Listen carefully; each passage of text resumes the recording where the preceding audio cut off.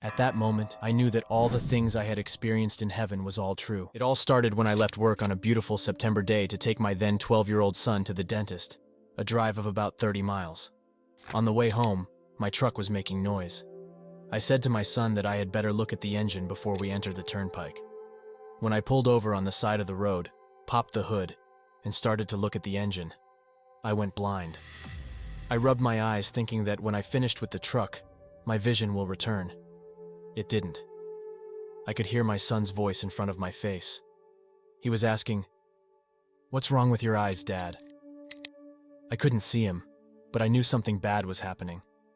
That's when my heart started pounding fast, and I started sweating. I didn't know what was happening to me. I thought I was having a heart attack or a stroke. I told my son to run across the street and get help. So he did. When I tried to get back in the truck, I noticed my legs didn't work. I fell against the truck fender, holding myself up with my arm until it gave out. I fell to the ground. I heard people running towards me. They asked what was wrong. I replied that I didn't know, but I couldn't see and my legs weren't working. The men picked me up, carried me to their garage, and called an ambulance. When the ambulance arrived, they took me to the hospital and performed a CAT scan. That's when the doctor told me that I had a ruptured brain tumor.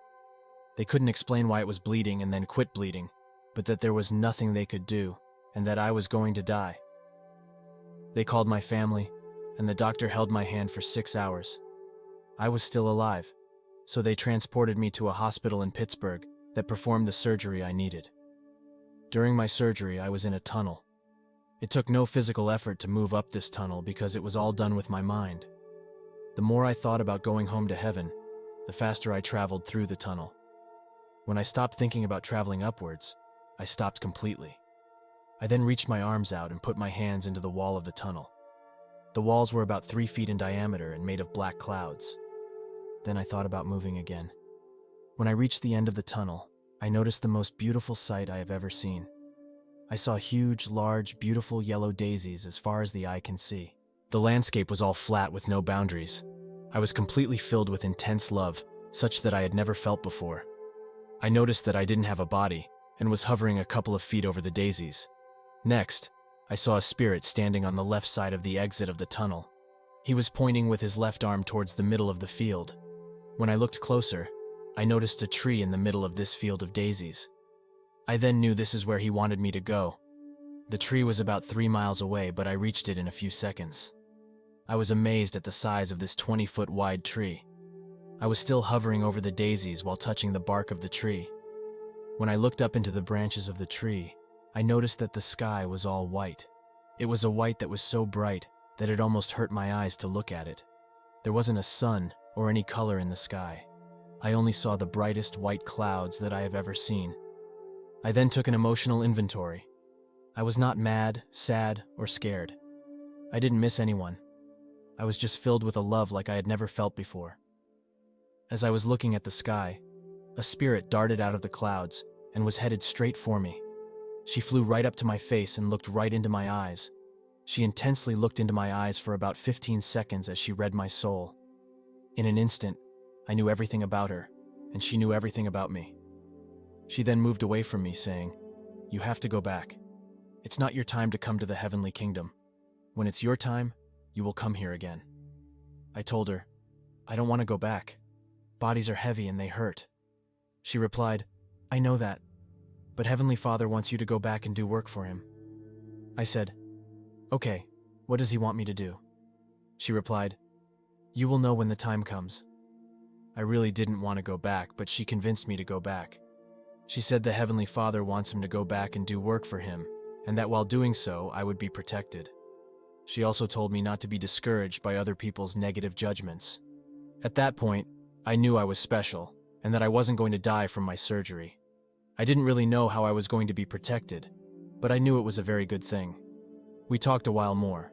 She told me that Heavenly Father doesn't want us to judge each other, and He wants us to all be equal. He wants us to enjoy life, be happy and grateful. The most that He wants from us all is to help each other. He wants us all to help each other more than we help ourselves. While we were talking under this massive tree, I noticed a small pond of clouds in the daisies. It was about 40 feet in diameter, and there was 6 spirits standing in the pond of clouds and looking down. Every once in a while, one spirit would bend over and pick up another spirit. It would cradle and embrace it in its arms, then look up and fly very fast into the clouds above. Then another spirit from above would fly down into the pond and takes the other spirit's place. This went on for some time. I then asked the angel what they were doing over there. She told me that they were watching hospitals, doctors, and very sick people, but they won't intervene with patients' illnesses. After speaking with this angel for some time, she moved away from me and flew straight up, through the tree, and didn't even dodge a branch. She vanished like a puff of smoke. I then knew it was time for me to go. I didn't know how I was going to get back, but I knew that I would be in a lot of pain. I wanted to remember as much as I could, so I looked around trying to remember every detail.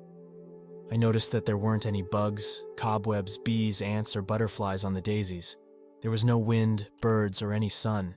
It was very quiet and calm. There was no time in heaven. I went back to my body. I was in so much pain. When I woke up in the recovery room, I noticed a man sitting across the hall behind glass. Every time I opened my eyes, he would look at his monitors, and then he would look at me. I knew after 3 or 4 times of doing this that he was watching me. After looking at me a few more times, he wasn't there. I had noticed that even with all the tubes and wires connected to me, all the hair on my body was standing up. I thought they gave me something in my IV to cause this. As I looked at my left arm, I noticed a lady standing there looking down at me with a big smile. She had long white hair down to her elbows. Her face and skin were all wrinkled, but what really stood out was her large, bright blue eyes. I then knew that she was the reason for the hair on my arm standing up. It was like the entire room was filled with static electricity. She asked me, "Do you know that Heavenly Father wants you to come back and do work for him?" I said, "Yes, that's what the angel told me under the tree. But she didn't tell me what he wants me to do. She only said that I would know when the time comes." She then put her finger on my lips. My whole entire body felt like someone just dumped a 5-gallon bucket of water down my throat and filled me up, all the way to my toes. Just then, all the alarms started to beep. The lady turned, walked to the door still smiling, and turned left. A few seconds later, the young man who was watching me came into the room and said, "Tim, you are doing great. What happened?" I said, "I don't know. I feel good. Where did that lady go?" He asked, "What lady?"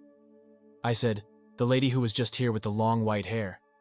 He said, "I didn't see anyone, but I will go look if you want me to." I said, "Would you please?" He said, "Sure," as he went out and turned left. When he came back, he said, "Tim, you are the only one on this floor and the doors are all locked. You are the only one here." At that moment, I knew that all the things I had experienced in heaven was all true. The woman was another angel. I knew there was something very special was going to happen in my life, and that I was going to be protected. I wrote a book about my entire experience as requested by this angel and the priests at my church. Please read the book to find out about the gift that these angels gave me.